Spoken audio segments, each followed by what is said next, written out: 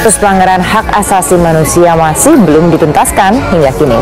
Mulai dari penculikan aktivis, kerusuhan 98 hingga penembakan aparat. Berbagai kasus pelanggaran HAM ini akan diselesaikan di pengadilan. Lalu akan seperti apa mekanisme penyelesaian berbagai kasus pelanggaran HAM ini? Akankah keadilan yang selama ini? Desakan tersebut karena menilai terdapat pelanggaran HAM berat pada kasus tersebut.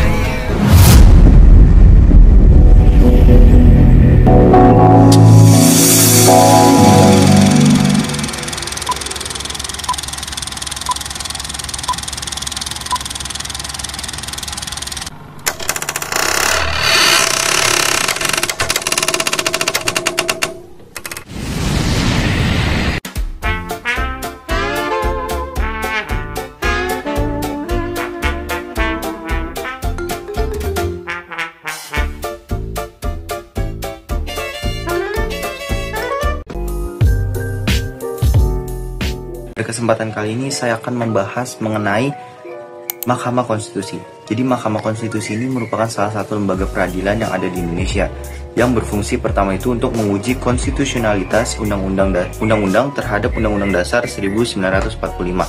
Yang kedua ini untuk memutuskan suatu perkara mengenai kewenangan antar lembaga yang kewenangannya ini berasal dari Undang-Undang Dasar 1945.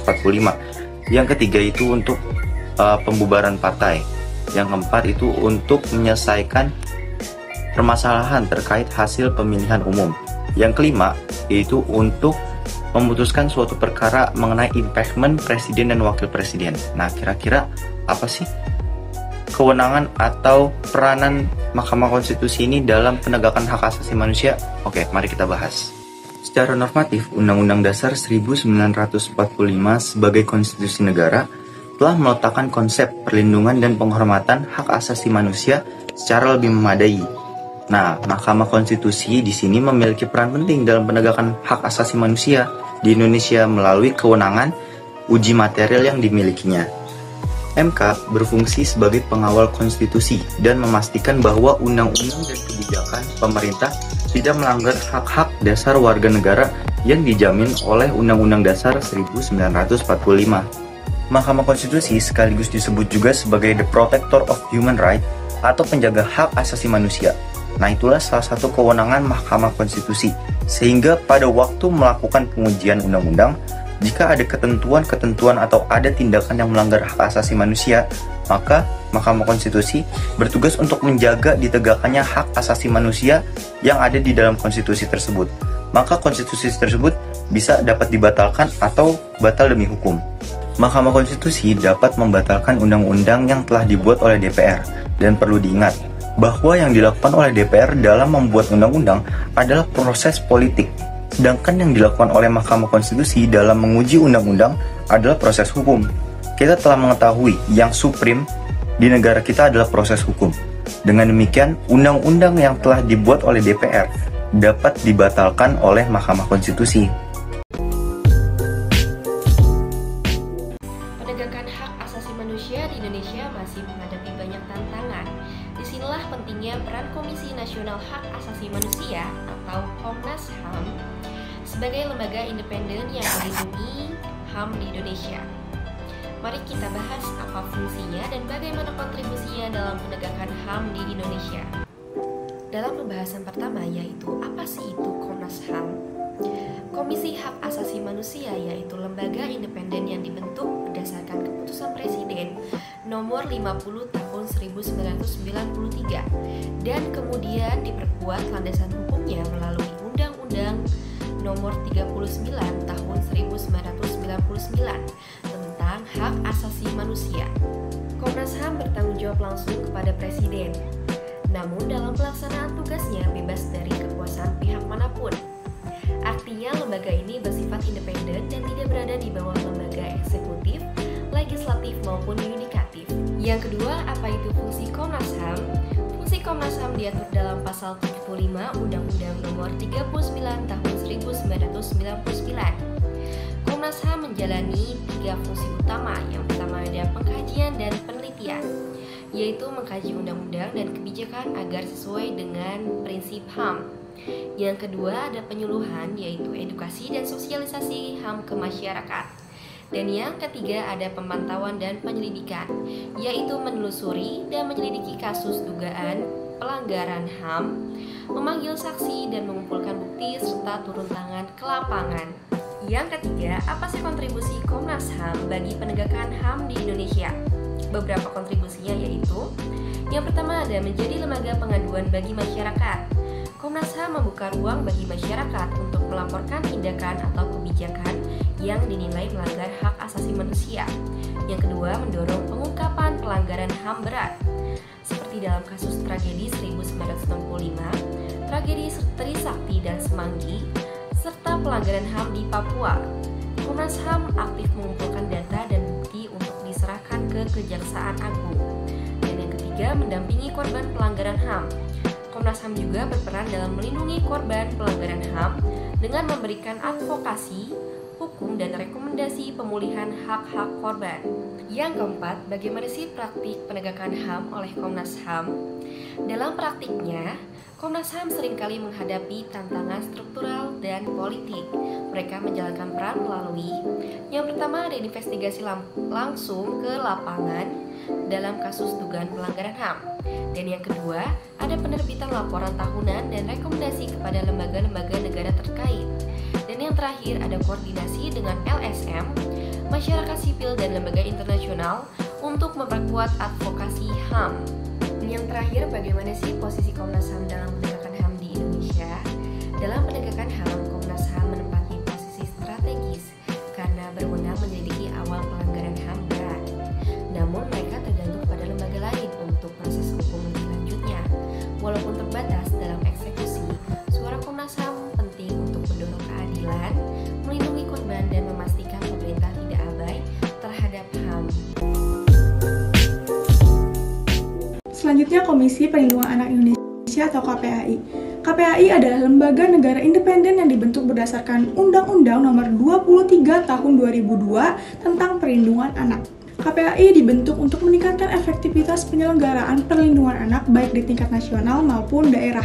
KPAI bersifat independen, artinya tidak berada di bawah pengaruh lembaga legislatif, yudikatif, maupun eksekutif, dan bertanggung jawab langsung kepada Presiden. Dalam praktiknya, KPAI melakukan yang pertama pengawasan. KPAI melakukan pengawasan terhadap pelaksanaan perlindungan dan pemenuhan hak di berbagai sektor, seperti keluarga, pendidikan, lingkungan, dan hukum. Yang kedua, pengumpulan data dan informasi. KPAI mengumpulkan data dan informasi mengenai perlindungan anak, termasuk mengenai kasus-kasus pelanggaran hak anak dan upaya-upaya perlindungan yang telah dilakukan. Yang ketiga, penanganan pengaduan. KPAI menerima dan menelaah pengaduan masyarakat mengenai pelanggaran hak anak, baik melalui pengaduan langsung maupun laporan dari pihak lain. Yang keempat, advokasi. KPAI melakukan advokasi untuk meningkatkan pemahaman masyarakat tentang hak-hak anak dan pentingnya perlindungan anak. Yang kelima, sosialisasi. KPAI mensosialisasikan peraturan perundang-undangan dan ketentuan lain yang berkaitan dengan perlindungan anak kepada masyarakat. KPAI berkontribusi dalam penegakan hak asasi manusia, khususnya hak anak, dengan memastikan negara memenuhi kewajiban konstitusionalnya untuk melindungi dan memenuhi hak-hak anak. KPAI bertindak sebagai pengawas dan pengawal pelaksanaan perlindungan anak serta menjadi saluran pengaduan dan advokasi kasus pelanggaran hak anak. Komisi Perlindungan Anak adalah pilar penting dalam sistem perlindungan hak anak dan penegakan hak asasi manusia di Indonesia, dengan tugas utama pengawasan, advokasi, dan pemberian rekomendasi kebijakan terkait perlindungan. Selanjutnya, Komisi Nasional Anti Kekerasan Terhadap Perempuan atau Komnas Perempuan. Komnas Perempuan bertujuan untuk menghapuskan segala bentuk kekerasan terhadap perempuan di Indonesia dan untuk memperjuangkan pemenuhan serta perlindungan hak-hak perempuan dari perspektif hak asasi manusia. Sebagai lembaga independen yang tidak terikat dengan struktur pemerintah, Komnas Perempuan memiliki kewenangan untuk memberikan rekomendasi kebijakan kepada pemerintah dan lembaga legislatif dalam mengawasi implementasi kebijakan yang berhubungan dengan perempuan serta pemantauan kasus-kasus kekerasan berbasis gender. Komnas Perempuan juga berperan aktif dalam mendorong perubahan termasuk dalam proses pembuatan undang-undang terkait kekerasan seksual dan perlindungan perempuan. Komnas Perempuan memiliki beberapa fungsi. Yang pertama, pemantauan dan pengawasan terhadap kekerasan berbasis gender. Komnas Perempuan berfungsi untuk memantau dan mencatat kasus-kasus kekerasan terhadap perempuan di Indonesia. Yang kedua, memberikan rekomendasi kebijakan kepada pemerintah. Sebagai lembaga independen, Komnas Perempuan memiliki fungsi memberikan rekomendasi kepada pemerintah terkait kebijakan yang mempengaruhi perempuan. Fungsi ini sangat penting untuk memastikan bahwa kebijakan yang diambil oleh negara responsif terhadap isu-isu perempuan sesuai dengan prinsip kesetaraan dan non-diskriminasi yang dijamin oleh Undang-Undang Dasar 1945 dan Undang-Undang Nomor 7 Tahun 1984 tentang pengesahan konvensi mengenai penghapusan segala bentuk diskriminasi terhadap perempuan. Yang ketiga, pendidikan dan sosialisasi hak-hak perempuan. Komnas Perempuan juga berfungsi dalam melaksanakan pendidikan dan sosialisasi mengenai hak-hak perempuan. Yang keempat, advokasi terhadap pembentukan dan revisi hukum. Komnas Perempuan memainkan peran penting dalam advokasi terhadap pembentukan dan revisi hukum yang melindungi hak-hak perempuan, terutama dalam isu kekerasan berbasis gender. Yang kelima, memberikan perlindungan kepada korban kekerasan. Komnas Perempuan juga bertugas untuk memberikan perlindungan kepada perempuan korban kekerasan, baik secara langsung melalui pendampingan maupun melalui advokasi untuk perbaikan kebijakan. Selanjutnya, kontribusi Komnas Perempuan terhadap HAM. Komnas Perempuan memberikan kontribusi nyata terhadap perjuangan HAM di Indonesia, terutama dalam ranah hak-hak perempuan. Salah satu kontribusi utamanya adalah penerbitan catatan tahunan yang memuat data dan tren kekerasan terhadap perempuan dari seluruh Indonesia, mendorong agar negara menghormati dan memenuhi kewajiban konstitusionalnya dalam melindungi perempuan dari diskriminasi dan kekerasan. Praktik Komnas Perempuan terwujud melalui berbagai kegiatan konkret yang bertujuan untuk mencegah dan menangani kekerasan terhadap perempuan, serta mendorong terwujudnya keadilan gender. Salah satu praktik utamanya adalah membuka layanan pengaduan bagi korban kekerasan berbasis gender, baik secara langsung maupun melalui lembaga pendamping. Selain itu, Komnas Perempuan juga aktif menyusun laporan tematik dan melakukan riset mendalam mengenai isu-isu seperti kekerasan seksual, kekerasan dalam rumah tangga, dan diskriminasi terhadap perempuan dalam masyarakat adat dan konflik sosial. Dalam bidang kebijakan, Komnas Perempuan berperan sebagai lembaga advokasi. Salah satu contoh nyata praktik advokasi Komnas Perempuan adalah terlibat aktif dalam pengesahan Undang-Undang Tindak Pidana Kekerasan Seksual Nomor 12 Tahun 2022. Posisi Komnas Perempuan dalam penegakan HAM. Komnas Perempuan tidak hanya bertindak sebagai pengawas dan pelapor pelanggaran HAM terhadap perempuan, tetapi juga menjadi mitra strategis pemerintah dan legislatif dalam merumuskan kebijakan berbasis keadilan gender yang menjadi alat advokasi penting agar negara lebih bertanggung jawab atas kewajiban HAM-nya terhadap perempuan. Melalui berbagai mekanisme seperti pemantauan, pengaduan publik, serta advokasi legislasi seperti pengesahan Undang-Undang Tindak Pidana Kekerasan Seksual, Komnas Perempuan turut memperkuat sistem perlindungan HAM yang lebih inklusif dan responsif terhadap kebutuhan kelompok rentan. Oleh karena itu, Komnas Perempuan menempati posisi yang krusial dalam memperkuat penegakan HAM di Indonesia dari perspektif keadilan dan kesetaraan gender. Di sini saya akan menjelaskan Ombudsman Republik Indonesia adalah lembaga negara yang bersifat mandiri dan independen.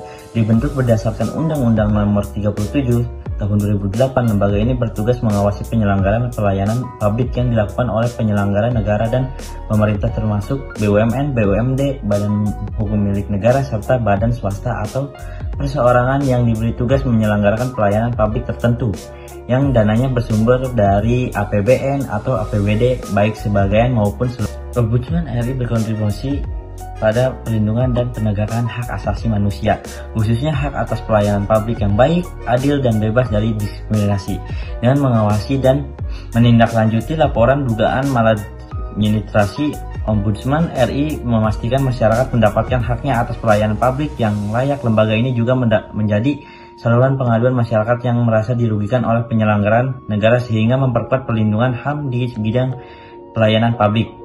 Dalam praktiknya, Ombudsman Republik Indonesia menerima laporan masyarakat terkait dugaan seperti pelayanan publik yang lambat, diskriminatif, atau tidak. Transferan laporan bisa diajukan secara langsung online atau melalui telepon. Setelah menerima laporan, Ombudsman melakukan pemeriksaan dan investigasi. Jika ditemukan maladministrasi, Ombudsman memberikan rekomendasi memperbaikan kepada instansi terkait. Ombudsman juga aktif melakukan investigasi atau prakarsa sendiri. Dilakukan upaya mencegah melalui sosialisasi dan edukasi publik.